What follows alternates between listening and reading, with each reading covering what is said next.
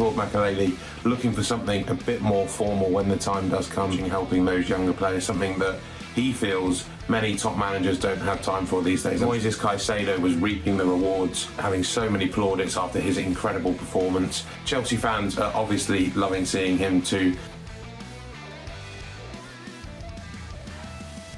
Hello and welcome to Sun Sports Chelsea YouTube channel. I'm Jack Rosser, one of the dedicated Chelsea reporters here at The Sun, and welcome to this week's edition of the Chelsea Files, the item where we take you behind the scenes at Stamford Bridge, their Cobham training base, and anywhere that Chelsea go across the world, across the season as well.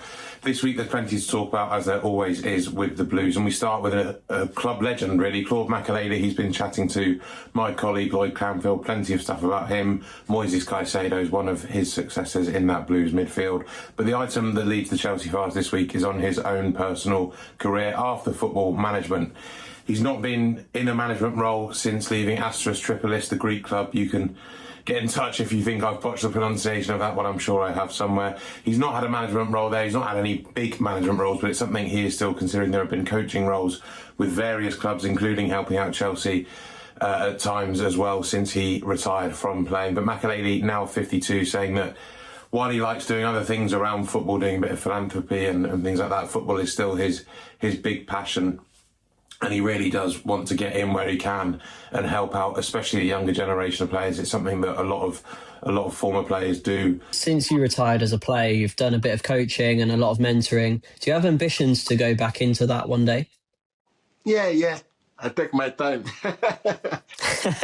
I take my time. I love give as a young boy. I love give them dreaming, because sometimes they have this dreaming, they not believe himself.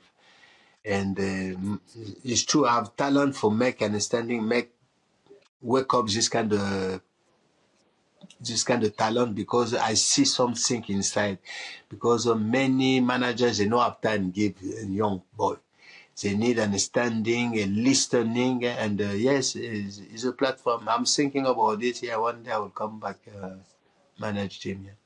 We've seen John Terry. He's told us fairly recently in an interview with myself that his management ambitions, his days of having management ambitions are over, but he still works around with the Chelsea Academy, more of a mentor. He still speaks to the senior players as well. But Claude Makelele looking for something a bit more formal when the time does come, something to really sink his teeth into in terms of management and help young players where he can, saying that is the real passion of his when it comes to coaching, helping those younger players, something that he feels many top managers don't have time for these days. I'm sure that well, it's certainly not the case for the current Chelsea manager, Enzo Maresca. He's really having to deal with plenty of young players and keep them on the way Chelsea are going at the moment. Turning to Enzo Maresca, I suppose the challenge for him this week isn't young players, it isn't red cards, it's balancing the logistics of a very, very long journey to Baku to face Qarabag in the Champions League on Wednesday night. Regardless of the result, it's a testing trip. However you look at it, Chelsea move things around a bit. We've got some details of this in the Chelsea Files this week. They moved around their usual schedule. Normally, when you travel away on these Champions League trips, clubs prefer or are asked to train on location away from home and conduct their press conference as well at the visiting team stadium, as Maresca did in Germany when they faced Munich in the opening game of this Champions League campaign. In Germany. Things have been moved around though because it's such a long trip to Qarabag. It's 5,000 miles round trip flying. It's nearly a 6-hour flight for Chelsea, who headed out on Tuesday afternoon. But that was after they trained at Cobham in the morning and had been given dispensation by UEFA to hold their press conference at Cobham instead of in Azerbaijan, where they would normally have to with local media and the travelling media as well. More than that, though, they're going to stay on English time. There's a 4-hour time difference. Baku is 4 hours ahead of us here in London. And the Chelsea players are going to be waking up when most of the locals are having their lunch or starting to think about having their lunch. Chelsea are going to stick to English time because they're going to be there for such a short period. It's something that's worked for them in the past. They played in Baku previously. They obviously won the Europa League there in 2019 against Arsenal, a 4-1 win. And then Antonio Conte took them there a couple of years before in 2017. That was a 4-0 win against Qarabag. So Maresca's got a lot to live up to, but they've got some tips and tricks up their sleeve from previous journeys, and that staying on English time is a big one. And it will help them as well Obviously, they have to come back straight after the game. They fly back, which isn't something they were allowed to do from Germany, actually, from the Bayern Munich game.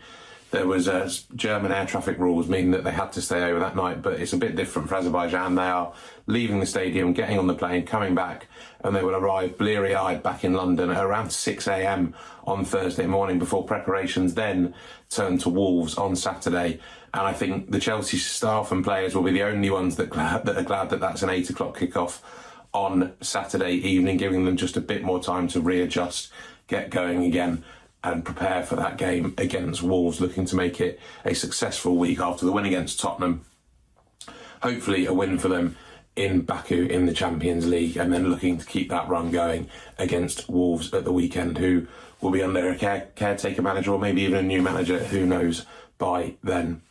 Looking back at that Spurs game, there was a lot to celebrate about it. Moises Caicedo was reaping the rewards and having so many plaudits after his incredible performance throughout the game, not only crafting the goal for João Pedro, but setting the intensity with the press. Robert Sanchez came and spoke to us afterwards, talking about how he feels he's the best player on the planet in his position at the moment. Chelsea fans are obviously loving seeing him too.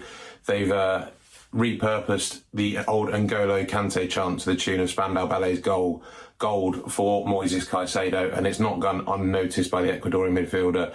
We're told, and it's in the files this week, that he's incredibly humbled to have a chant that was once belonged to the French midfielder who did so much for Chelsea, did so much in the Premier League, obviously with Leicester before, with Chelsea, and winning the World Cup with France. An incredible midfielder at his peak at Chelsea, somebody that was loved within the club, within the fan base, and that the fans are now giving that to Caicedo is something that's not lost on him, and he's incredibly touched by it, we're told.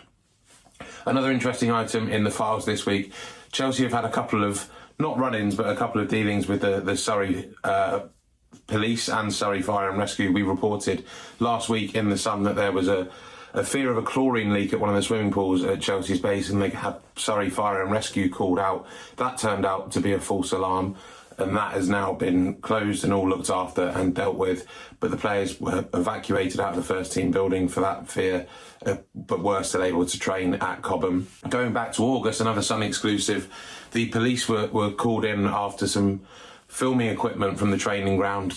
You know, Premier League clubs these days have so many high-tech gadgets for filming and reviewing their training sessions. Some equipment worth 30 grand went missing from the Chelsea base. The police were called in, but that investigation has now been filed, or as in police terminology, we'd say it's just been closed off now. Chelsea were asked for a comment on this. They're not giving too much away. They said the matter is closed after an internal investigation, but I'm sure they will be hoping they don't have to ring the fire service, the police, or anyone for anything in the coming months and weeks, after a couple of false alarms may have upset those in the Surrey emergency services. That's it for the files this week. There's plenty to come. Obviously, loads of coverage from the Qarabag game in the Champions League, and then build up to that big game against Wolves on Saturday night. You'll get all the previews, all the reviews here on the Chelsea Sunsport YouTube channel.